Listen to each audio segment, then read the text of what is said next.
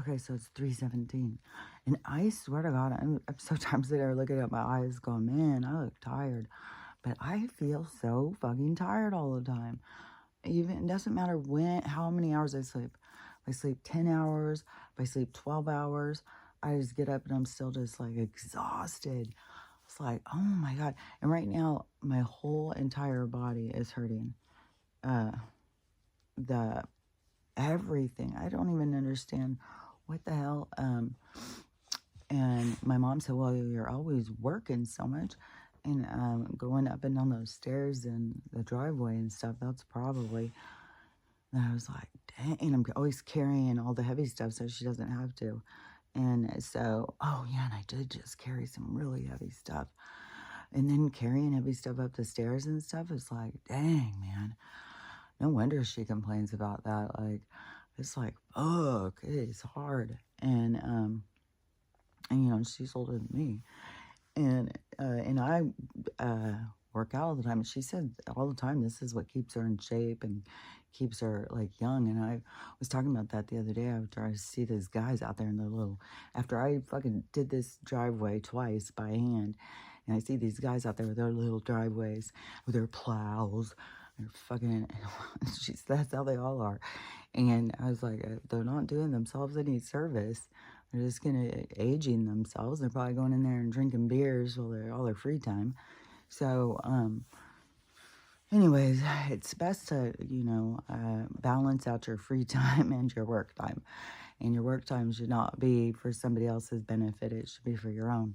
So, anyways, but that's going to be like a change in priorities and perspectives as things keep playing out. And Crystal is so, in her comment this morning, because I just got done reading it, and commenting, and it was, because I wanted to say more stuff, because it is so true. It's like,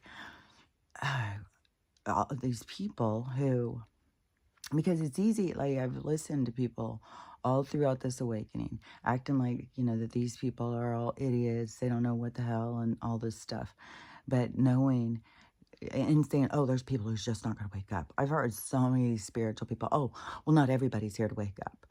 It's like, where are you pulling this out from? Like, where did this come from?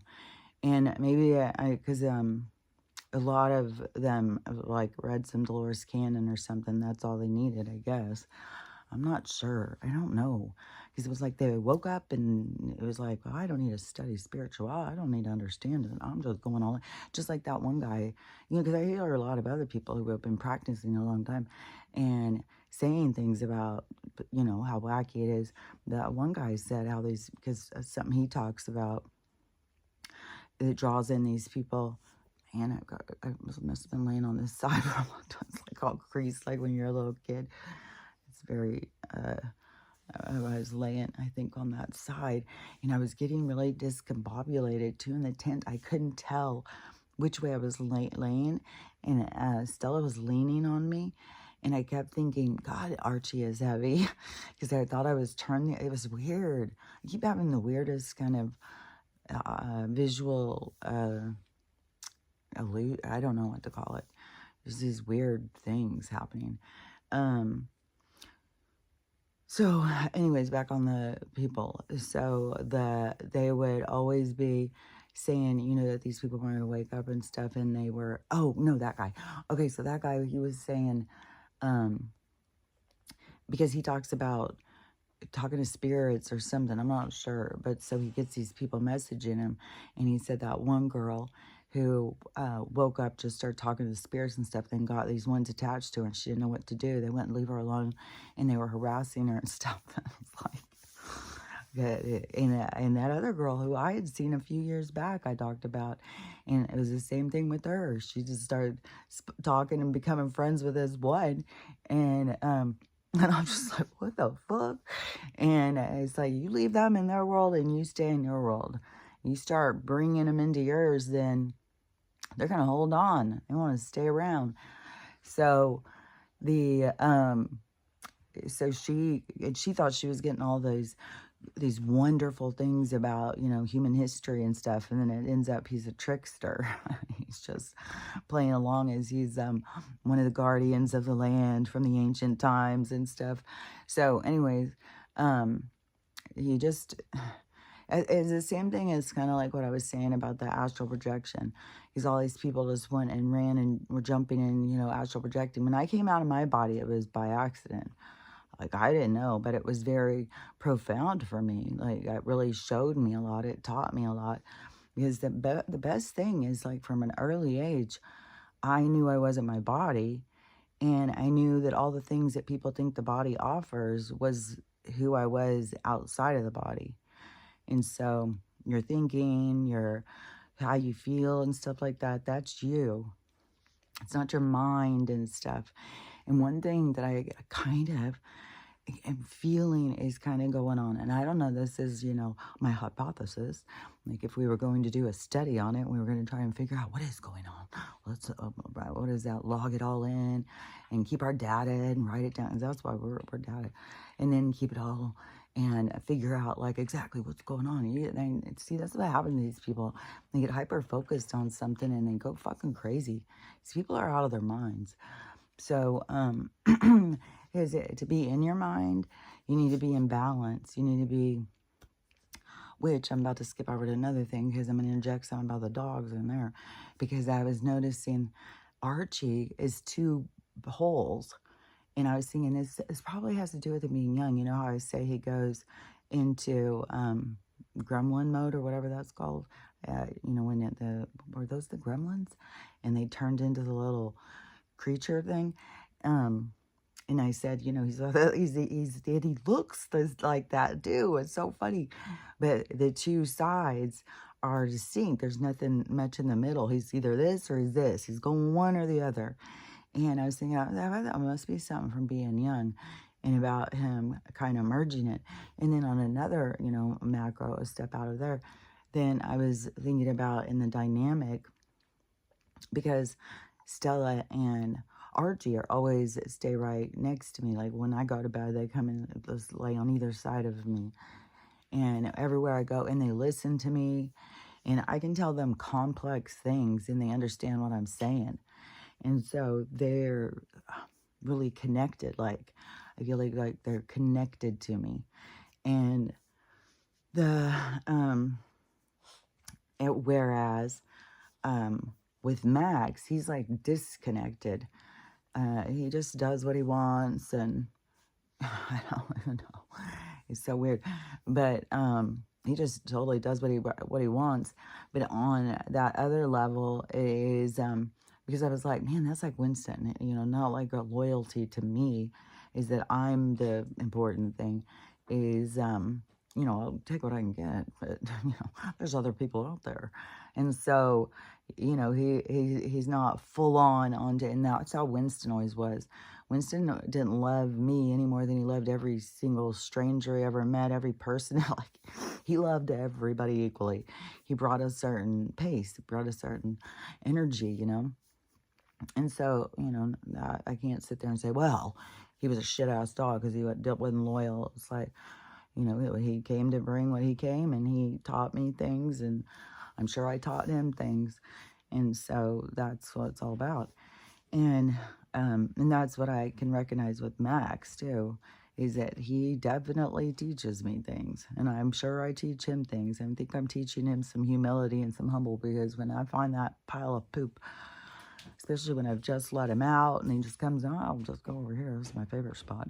And if you knew the added thing on him, when we go out for a walk, I swear to God, you have to walk like 2 miles for him to be able to go. And he gets so uncomfortable. And then having this little yard where Stella and Archie will go out and just turn some circles and go poop. I think Stella's even beyond that. She'll just walk out, crouch, and go poop. But Archie, he does a few circles, like, gotta get the right spot. And so, and it always got smell. And they've got this little area, but Oh, that's below fucking max. You know, we need to go on a long walk. I gotta get some movement going, and then I'll stop and then mark everything after. It's like, oh god, walking with him. I took when he got in trouble the other day because he ran off, and so I didn't take him on the walk. I just took them two, and it was so much. It's just like dun da da da da day at the park, nothing. Walking with him, he's either pulling, he's going in circles around everybody. He's going. It's like, oh my, and that's so Winston too. And so it definitely teaches you to stretch yourself a little more. And, or, you know, you can just take it out on them and kick them and hit them and throw them down at the shelter and stuff. But there's a lot of shelters going down, thank God. And they're taking down more people. Like, I can't even believe in that one, a sheriff. Like, a sheriff's involved. Like, in the animal control, like, it's got a lot. So, animal cruelty, all sorts of stuff. They were starving. Oh, it's really bad, man. So, anyways, but on these different levels, I was thinking about that, and even on Stella and Archie with their admiration to me, but it still is like I feel like I'm the hill that everybody's trying to conquer. It's like I'm not. It's like they don't get a living person. They just, you know, like, she's mine, she's mine. But on one thing with Archie and Stella, it's like two different kind of loves too, because I feel like Stella is very guardian of me. She wants to just take care of me. And Archie is very much, I just want you to take care of me. Yesterday, he comes up to me. I'm sitting in the chair, and it's just like, right now, yeah, there he is. Just sits and stares at me. If he's not sitting by me, he'll just, hurry up, go. He'll just come up and sit and stare. It's noisy. There's not very much room, but he's decided he really needs to share this chair with me. Excuse me. So, so I'm trying to just take up all the space. Like, there's no room, dude. I just want to be comfortable. And he comes in, he's sitting there just staring at me. He's staring at me with his big, bulging Marty Feldman eyes. And then tears start coming down. I'm like, oh my God, you are such a baby. But everything is about like him wanting to be cuddled, him wanting, and Stella does have a, you know, a wanting, like, I need this, I need that kind of thing. But she looks at us as like a pair, you know, and I do too. I can't, you know, like, this is going on 9 years. It has been me and her. And it was Winston for a while. There has been different dogs that have come around, but, you know, I've been her whole life, and she's been the dog that listens to me, that cares, that connects, you know what I'm saying? Like, anybody who's had lots of different dogs know, like, there's different, they've all got different agendas here while they're alive. And anyways, so I just was thinking, like I said, I was thinking weird, like, patterns or something, and I can see these different aspects of different things, like these different aspects of balance, and how everything can get so out of balance.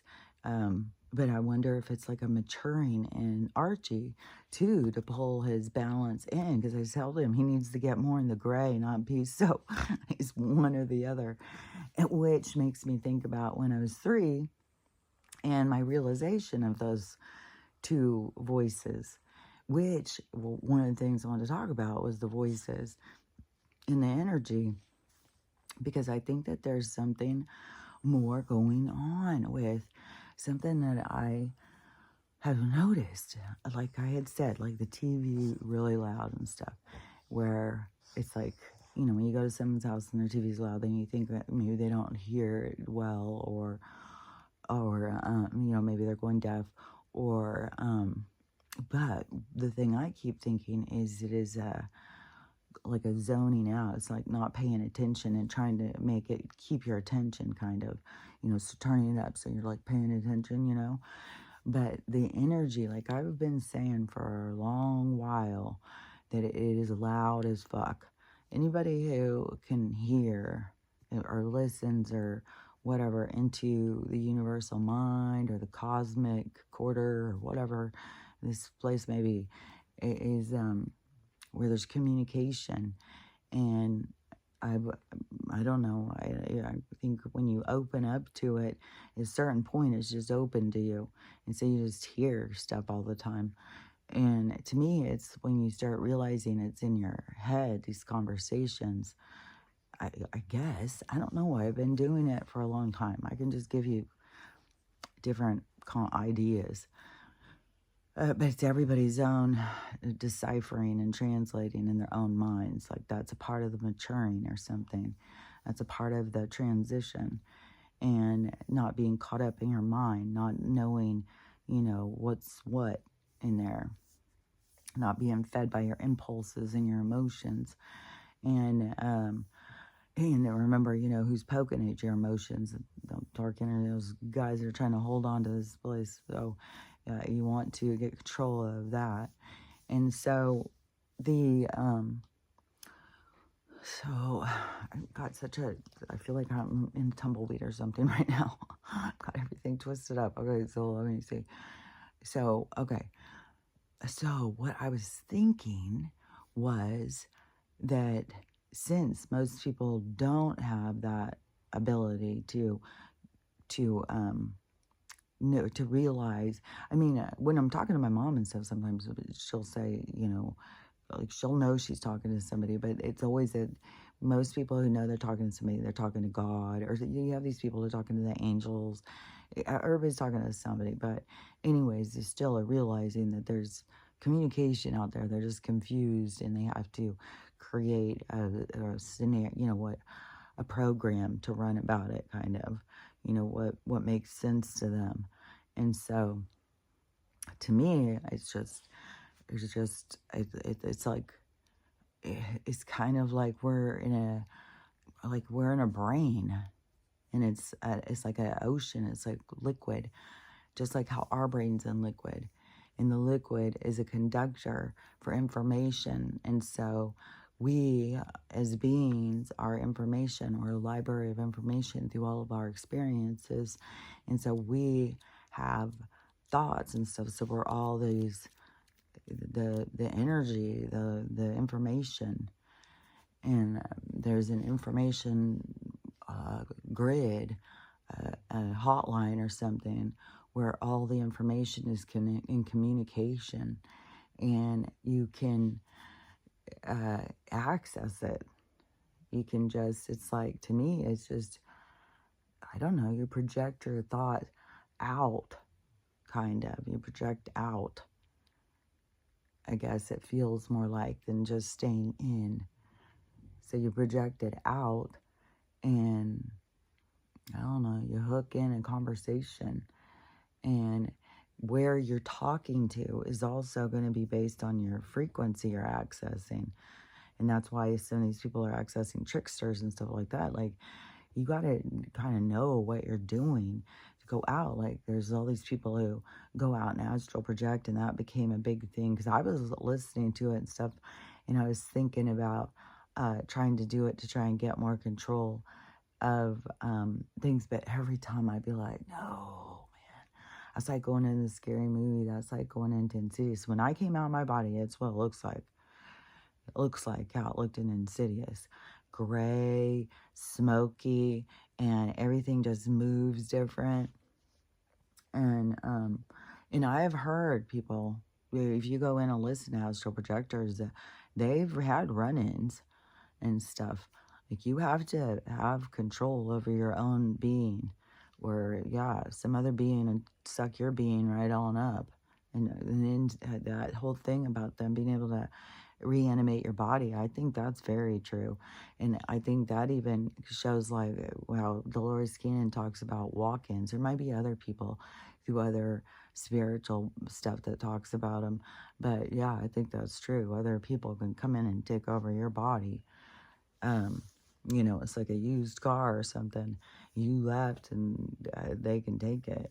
And so, I don't know if, because there's the whole thing about the cord, but when you are blocked off, and that one guy who astral project all the time, and that one story is how he got taken, he got away, because they weren't trying to imprison him, but they could have, because it was the, the Men in Black, only whatever they're called now, which in that movie that I was talking about the other day with Chris Christopherson in the 90s or whatever, and it was, it ends up being about this whole JFK conspiracy and stuff, and the government being involved in everything, but but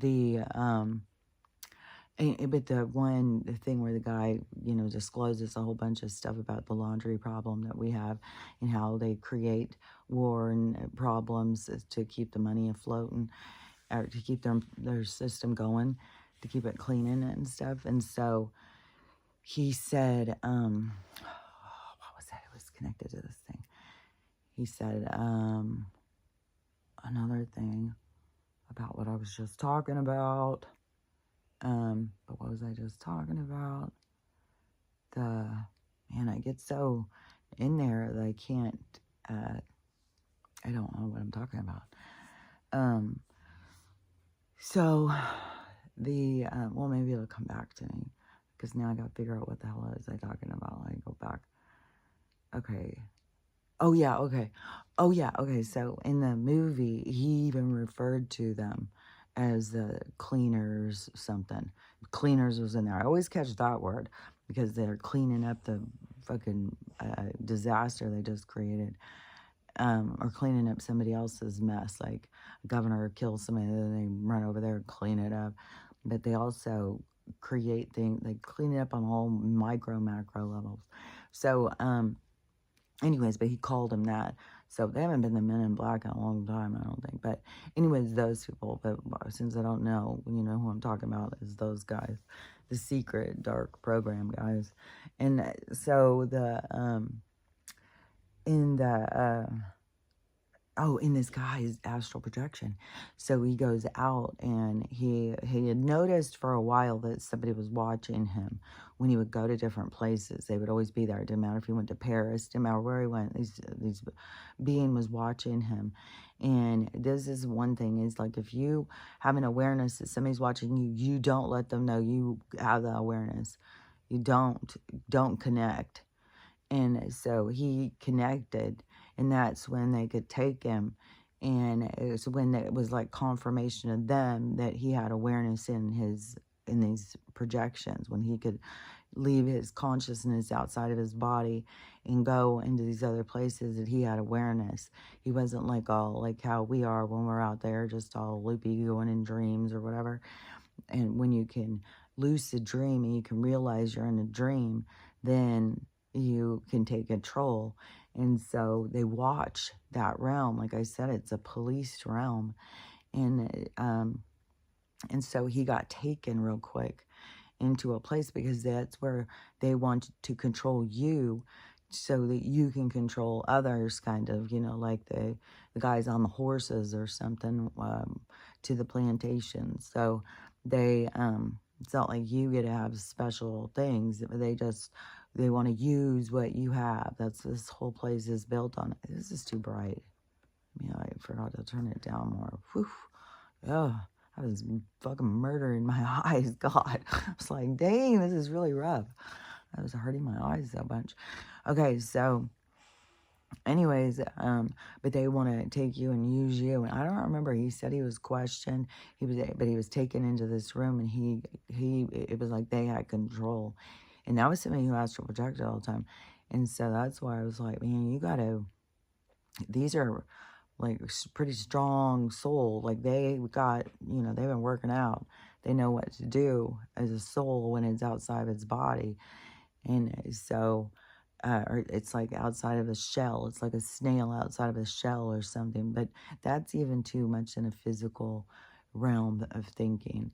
But it's like your Merkaba around your life. There's a protective barrier around you. It's like a cozy little womb or something. And so it's like, to me, it seems kind of like a spacesuit.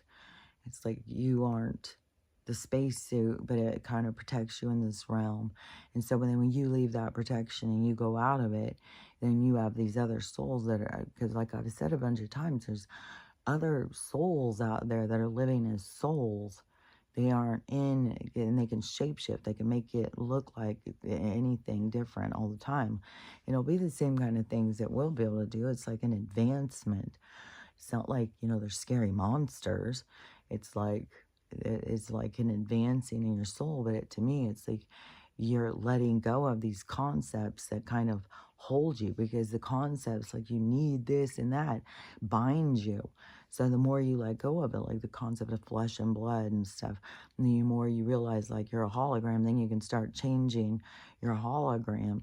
But it's a lot of mind aerobics, a lot of mind workout, I mean, maybe some real easy for some people, but I would say for most people, just the challenges of trying to decipher what's going on in their mind, because that is what I kind of feel like. It's like people, the noise that I said, it's super noisy, that I think a lot of people are having a lot of noise in their mind, and it's distracting them.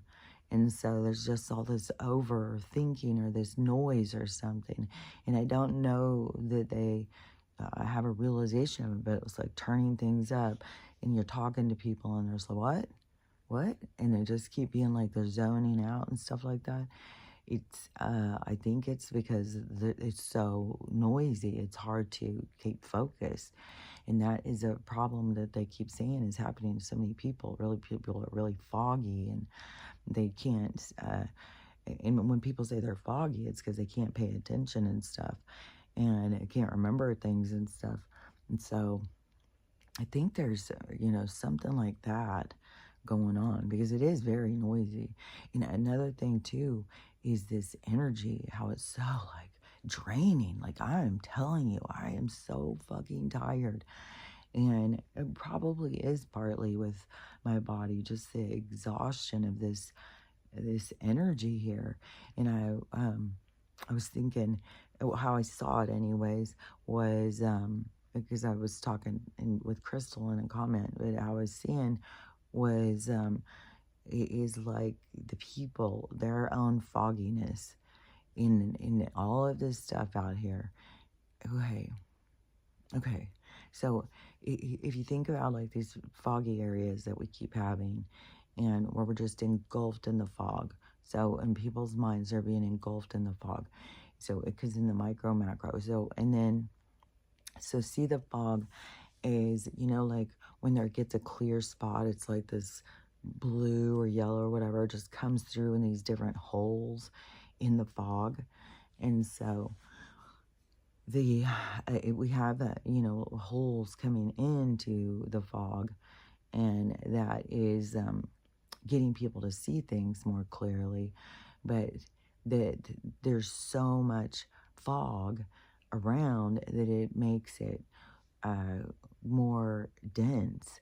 And so it makes it harder. If you can see all the light, then it's a lot more challenging to be going through the fog. And the people are all like trapped in the fog, and the little bits of light coming in is just creating kind of confusion. And even if somebody like looks at the light long enough and starts to get the message and understand what's coming through, then they have an open mind to that, but they still don't understand. Like you can talk to them about 100 other things, and they're still be like, what are you talking about? Like, because all the light hasn't come in, and there's still so much in the fog. I think that is kind of like how, like the in the micro, macro, whatever, but that density of the energy, I think, is why it feels so crazy. And there's weird stuff. I don't know if it's still going, but the Schumann has changed colors. And I don't know. I mean, there could be a totally reasonable explanation for the thing, but I mean, we are at this energy that's changing, and people are seeing more and more and more. And that is like Donald's like come in with, a blower. He's trying to blow the fog out, and that is causing more storms because people get so confused, because the people who are trying to, it's like one group's trying to blow the fog in and one's trying to blow the fog out. And depending on where your message is that you tune into, then in your wavelength, and that is going to be based on, you know, you could think like, well, you know, that's so low or whatever, but they're coming to have these big jumps, these big learning things. So you have to go down here to go up here. So it's going to be, you know, these big profound moments for different people of their awakening. And that's why, you know, all this stuff seems like it's just dragging ass, is because it is such a slow process for people to realize that all this stuff, because it's a lot.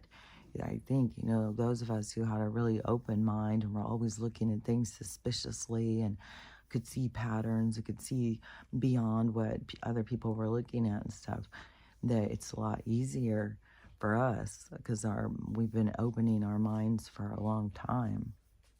And so then it becomes, I was just getting distracted, not just by Stella coming out the door, but I think something in my mind coming out the door too, because it was something I was thinking about when I was in bed last night. And I was like, oh yeah, I thought I was going to talk about that. But now I don't know. I don't know if that's why it just entered or if it was, I don't know. Now she's on the prowl. 30 minutes. Still, you have to wait until I finish working now. You gotta come out here. Stella. No, you just came inside. You don't need to go back outside. Oh, maybe she's gonna have to go pee now. Maybe her bladder infection is... And thinking, I don't know, it could be something else. You know what I mean? It's nerve-wracking. Her stomach's been growling for hours. I think they last ate at 2 yesterday afternoon. We went to bed really early. Let me just finish working, and then I'll get you some supper. Then we'll go back outside. Okay. So, because the thing I was thinking about last night was just like childhood stuff, you know, like the hard parts of being raised by an alcoholic, and the bipolar part of your world.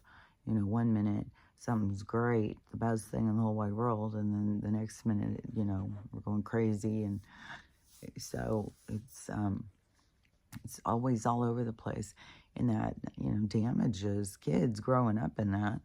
And so I was always drawn into mental health, and, you know, I wanted to be a kid counselor because of just what I went through, and wishing, you know, that I had somebody. And so I wanted to be somebody for other kids, and I didn't, you know, because it was hard. It was really hard. And I know lots of kids, like, it's not just alcoholics. Like, there's people who have bipolar parents. There's people who have drug addict parents. There's people who have parents that are unavailable. Parents that are, I mean, most people carry their own wounds, their own damage. Honey, come over here. What is it? I swear to God. It always bothers me when I have to stop early, because those videos don't get watched as much. I don't know. People are more drawn to longer ones. Oh my gosh, what is it? You can't wait to eat now? Okay. I'll just have to come back in a minute, because I don't know what the hell's going on. So I'll be back in a minute. Bye.